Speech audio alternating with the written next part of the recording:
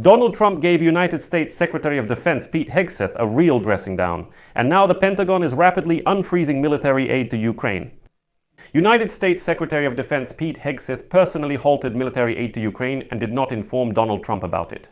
According to 5 sources familiar with the situation, the United States Secretary of Defense did not inform the White House before authorizing the suspension of arms deliveries to Ukraine last week. This sparked a heated discussion within the Trump administration, which is trying to understand why the suspension was imposed in the first place, and to explain it to Congress and the Ukrainian government, plus also to European partners. Trump himself is already distancing himself from the Pentagon's decision and publicly assures that he is now taking the situation under his control and will only increase the supply of weapons to Ukraine. My name is Alexei Pecci. Today is July 9th. In this episode, we will discuss the timeline of how United States Secretary of Defense Pete Hegseth suspended military aid to Ukraine without notifying anyone, and were there any prerequisites for this?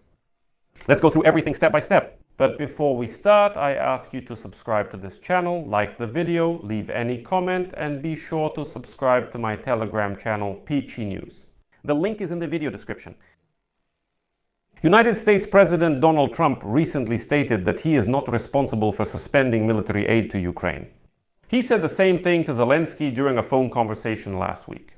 And when asked at a cabinet meeting whether he approves of the suspension of arms deliveries to Ukraine, Trump answered in the negative, stating only that the United States will continue to supply defensive weapons to Ukraine.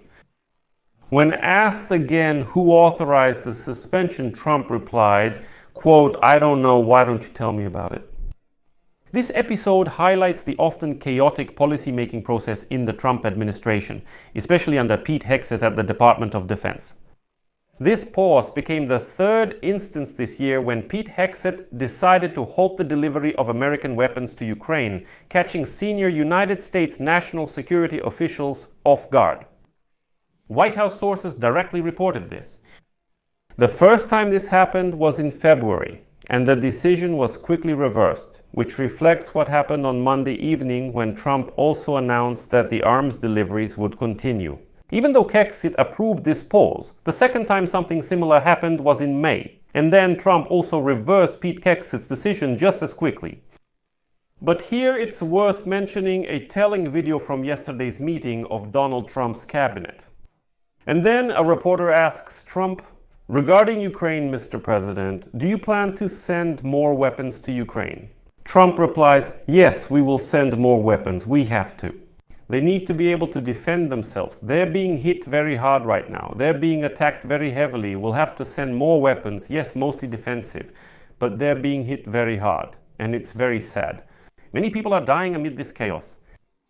And now, just look at Pete Hegseth in this video, sitting right next to Donald Trump. Pete Hegseth nods his head like a guilty schoolboy, revealing his thoughts.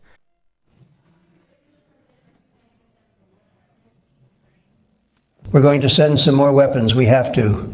They have to be able to defend themselves. They're getting hit very hard. Now they're getting hit very hard. We're going to have to send more weapons. You have defensive weapons.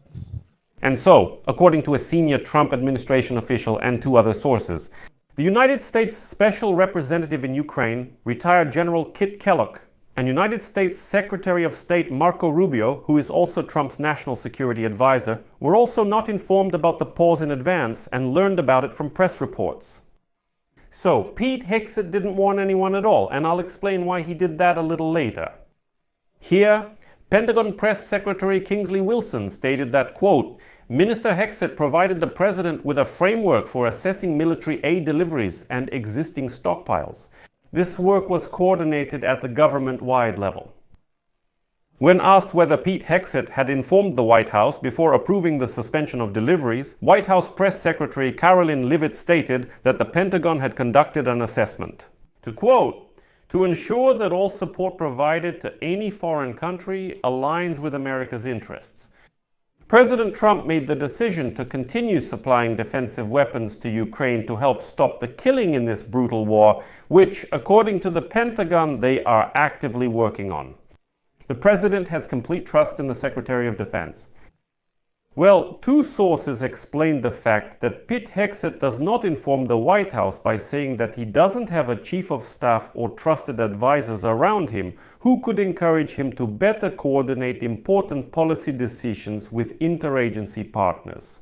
And soon after the pause became known last week, Trump instructed Hegseth to resume at least some of the ammunition supplies, in particular interceptor missiles for the Patriot air defense systems, which are crucial for protecting Ukrainian civilians from continuous missile attacks, as well as drones coming from Russia.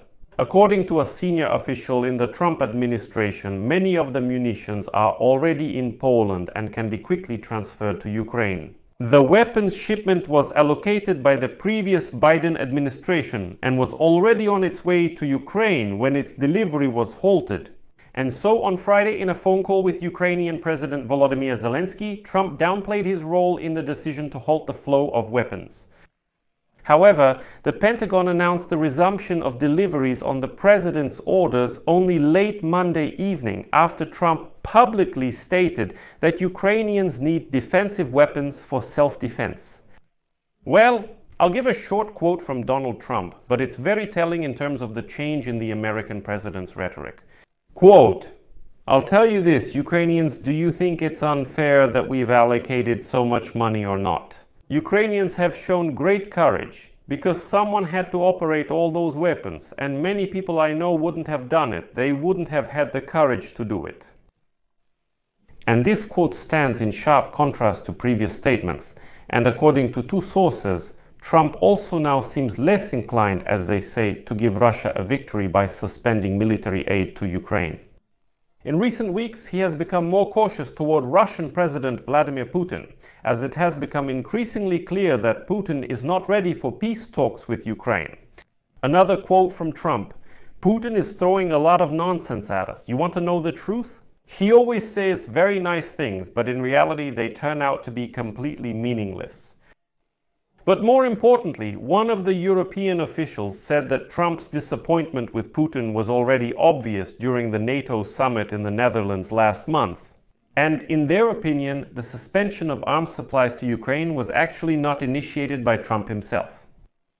The Pentagon's decision to suspend arms supplies, including Patriot interceptor missiles and artillery ammunition, was made after Trump asked Pete Hegseth for an assessment of weapons stockpiles during his trip to the NATO summit last month. The United States, Iran, and Israel were bombing each other at that time, and Trump wanted to make sure that American troops in the region had enough ammunition for self-defense if necessary.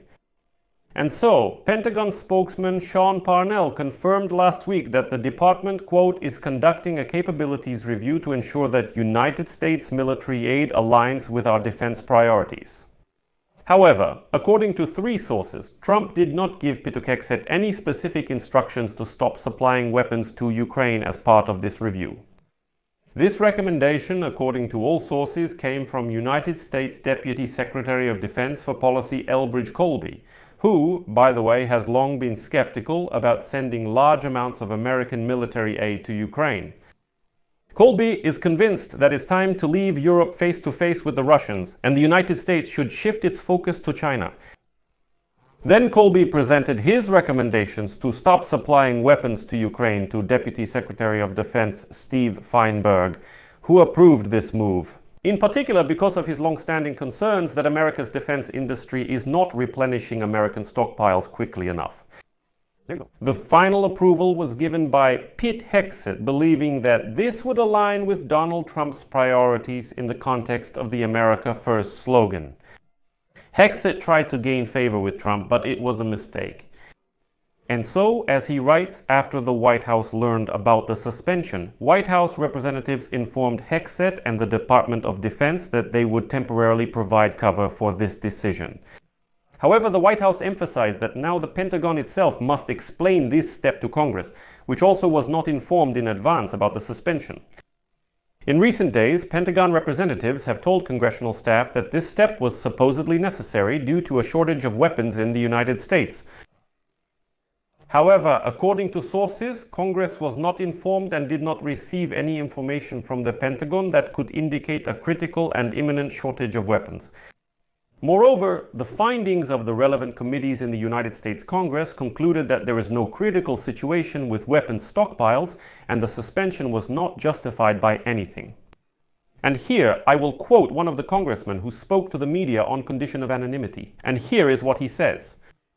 Congress would be happy to cooperate with the Department of Defense if convincing evidence were presented that the Pentagon stockpiles are critically limited. The Pentagon regularly requests additional funding and authorization for long-term weapons purchases from Congress. However, the Department of Defense has not submitted any new urgent requests for these munitions to Congress, which suggests that there is no crisis in the stockpiles. It's obvious here that Trump will cover for Pete Hegseth this time as well, of course, but this is already the third such incident. And here Congress's patience may run out. But I'll leave it at that for now. Share your thoughts in the comments, subscribe, hit the bell and like the video. Thanks for watching.